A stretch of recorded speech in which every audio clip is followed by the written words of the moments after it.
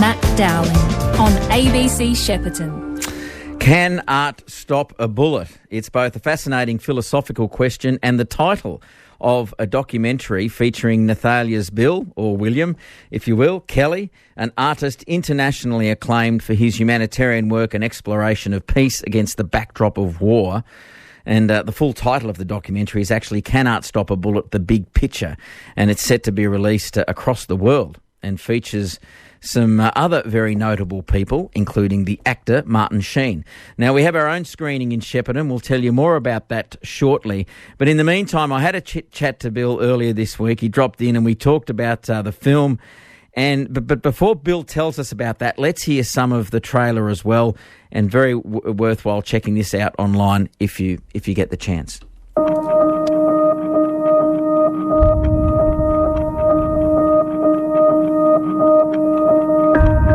In every instance, there's an alternative to what has been going on. Why don't we take that alternative?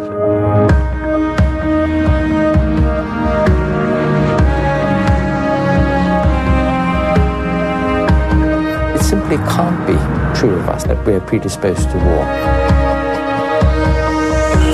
An artist is basically on the front line, fighting negative forces, trying to create a better world. It raises a consciousness which says, I know you saw that. Now what? Bullets are fired based on how we see one another.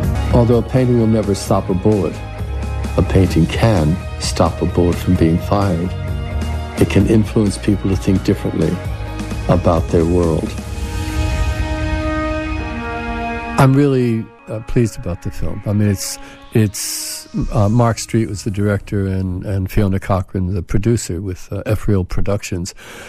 I thought it was going to be a pretty simple thing where Mark was going to simply take some earlier footage of me that was around, and he's going to do a couple, location shots in Nathalia, and then do a documentary. But he ended up, when I was doing collaborative projects in a few different countries, following me to those places where I was doing the collaborative projects with the crew and referencing an awful lot of contemporary documentary material and linking it all together with the whole idea about we can make the world a better place. Mm. And we're very lucky here in Australia that it's as good as it is, not for everybody, obviously, but as good as it is compared to lots of places in the world.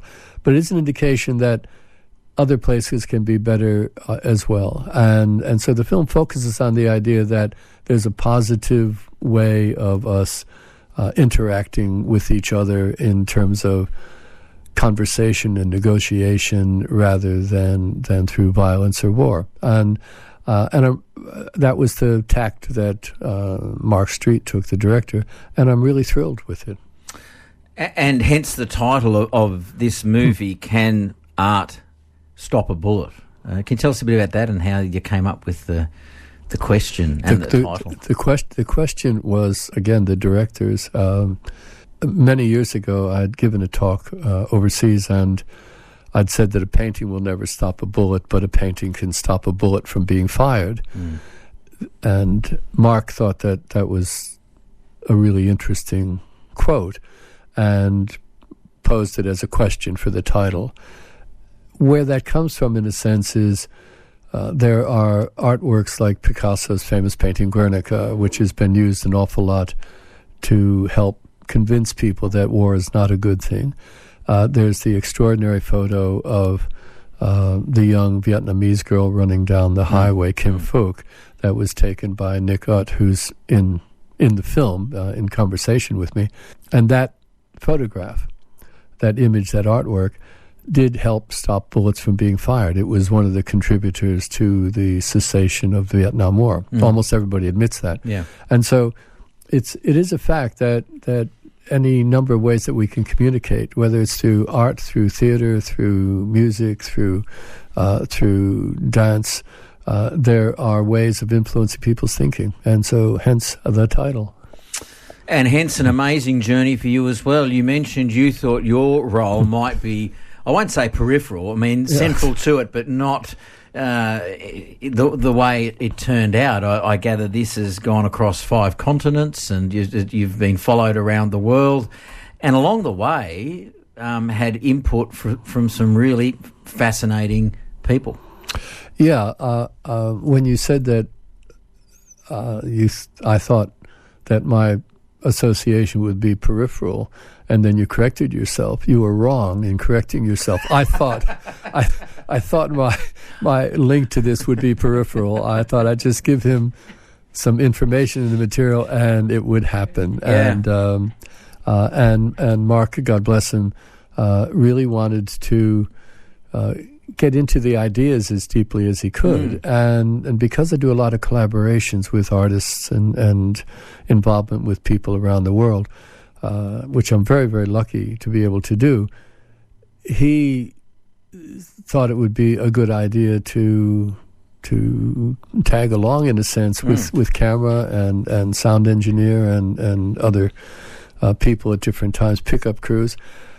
And so, yes, we filmed in Japan, and we filmed in the Basque country in Spain, and we filmed in France, and filmed in Switzerland, and filmed in London, and South Africa. So it became a much bigger journey, in a sense, than I thought it was going to be. But I'm pleased that he wanted to introduce those other voices of people whom I work with and know.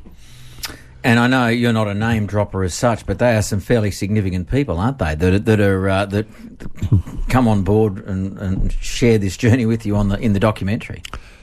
They're just people, just people trying to do the right thing, and most of them are people whom I have collaborated with or have known as friends for a long time. They're people I've known for decades. Yeah. Martin Sheen is one of them, and I think you mentioned to me in previous conversations you've handed. So you're the name dropper. Yeah, well, I'm going to have to do it because you won't do it, Bill. Martin Sheen. Now, many of us know from such wonderful work in movies and on television, and I remember you've mentioned in the past you've handed out leaflets with him at events, and he is there to offer his input to this as well. Martin Sheen is a very incredibly peaceful person, and also an activist for the homeless, for people who are involved in difficulties anywhere, and certainly people are familiar with him in Apocalypse Now and all that, which is seen as a very strong anti-war movie statement. Yeah. Back in the early 90s, I was asked to come along in New York City when I was visiting there, and I was meeting with a activist named Daniel Barragan, who is a poet and former Jesuit priest. And I went along with Daniel to just outside the United Nations. They were passing out leaflets to do with the first Iraq conflict. And Martin Sheen was there as one of the 6 or 7 people passing out the leaflets. And it's just wonderful to have people who are that committed to things, who have this sort of profile, who will stand up and be counted. We're speaking to Bill Kelly, also known as William professionally, from Nathalia, internationally acclaimed for his humanitarian artwork, which is the subject of a documentary about to be released called Can Art Stop a Bullet? And there's a Shepperton screening next month I'll tell you about shortly. Bill, what impact do you hope a movie like this, a documentary like this, will have overall? I guess I can start by saying, gee, it'd be nice if there's another film that says, can a film stop a bullet? What the producers, directors have been hoping is that the film will be picked up by people in not just in the cinemas, because it's a niche market for art films to start with, but that it will be subscribed to or borrowed by peace organizations, human rights, social justice organizations, secondary schools, colleges, to actually travel the word, right, that activism doesn't have to be, always out there and shouting and marching as important as sometimes the marching is and holding the peace signs, but that it can just be how you live a life and what you do with what you do. Like somebody at the ABC in a studio who is interviewing somebody who's doing something called Can Art Stop a Bullet? I'm thinking that you're contributing to that journey. Well, that's a nice thing to say. You mentioned about the movie travelling. Will Bill Kelly be travelling with the movie as well? And what do the next few months hold for you, Bill? Bill Kelly would like to not be traveling as much as he will be, but yes, it'll be a busy few months. I'll tell you what, the opening scene of the film shows me enjoying a sort of a stroll through a canola field, which is a wonderful counterpoint to the notion of potential violence. Yeah. And I'm sure that come June or July, I'll be really happy to be back and strolling through a canola field. Which is a canola field near Nathalia, which will have international prominence, Bill. It will, yes. It was some wonderful shots that they did there. Yeah. And beyond the film and the screenings, Bill, it sounds like this is a documentary that will have an ongoing life. I mean, I know there's the launch and premieres and all that, but it sounds like the big thing is that it continues to be shown and continues to have an influence. That's absolutely right. It's like artworks or other things. It's you're involved in theater, which is a temporal thing. So once the play's over, that's it. With participation of those players. Yes. But artworks and film can just keep rolling, and I know that the producers is very committed to that happening, and I think that it's a thing that we're not in any hurry about.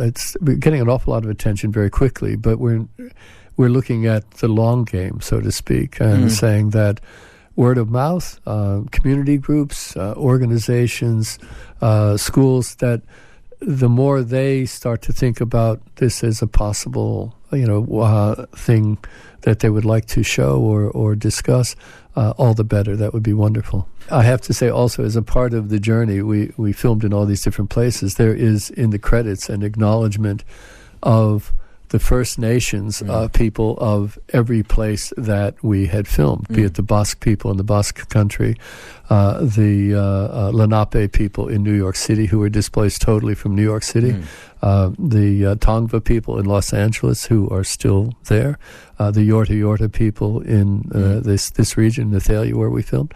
So we have a credit acknowledging the First Peoples everywhere, because I think that that's an important part of what we're trying to do also. Start from the beginning and acknowledge some of the misdeeds and build something positive.